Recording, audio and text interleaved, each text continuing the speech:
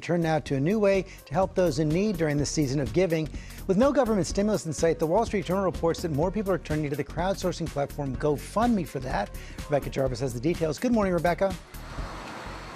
Good morning to you, George. Yes, there is both a great need and a great desire among those who can to help those in need with basic payments for things like rent and groceries. And that is why GoFundMe donations for very basic needs have topped $100 million.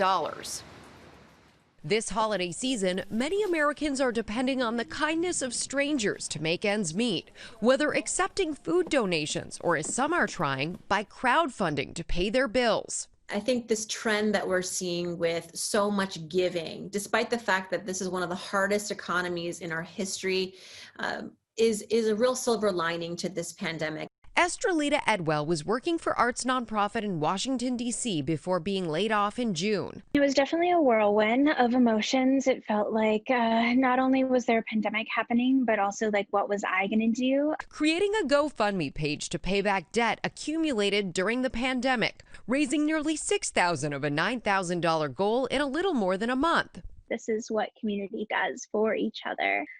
So it's been very uplifting for my heart and my spirit for those that have shown up. Jim Mimna's concert photography business also struggled to stay afloat during the pandemic. The single father of two selling some of his photography equipment and cutting back on expenses. It's a new fear I've not known before. When an eviction notice landed on his doorstep, Jim's friend Joe started a GoFundMe on his behalf, the total reaching more than the goal.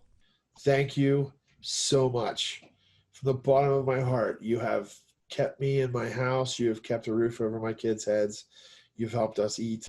Experts say one of the big benefits of crowdfunding is convenience. They also say if you need to ask for help, remember these 3 tips. Be honest. What compels people to give is an honest story, a story where they might see a connection. Be specific. There's no such thing as oversharing. You really want to understand how your money is going to create impact. And follow up. In many cases, these donors are not expecting anything in return, but they would love to know how you're doing. And just a reminder, if you are giving to a personal GoFundMe fundraiser, generally speaking, that is not tax deductible the same way that charitable giving is. But George, it still can be a great way to reach people directly at a time when they really need it. Yes, and real George. help. So many people have been hit so hard by the pandemic. What are some other ways that people can help?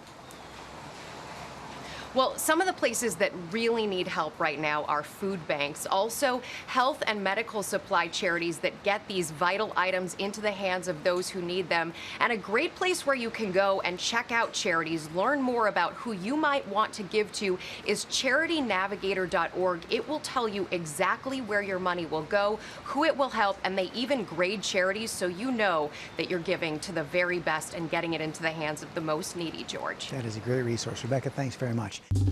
Well, hey there, GMA fans. Robin Roberts here. Thanks for checking out our YouTube channel. Lots of great stuff here. So go on, click the subscribe button right over here to get more of awesome videos and content from GMA every day, anytime. We thank you for watching, and we'll see you in the morning on GMA.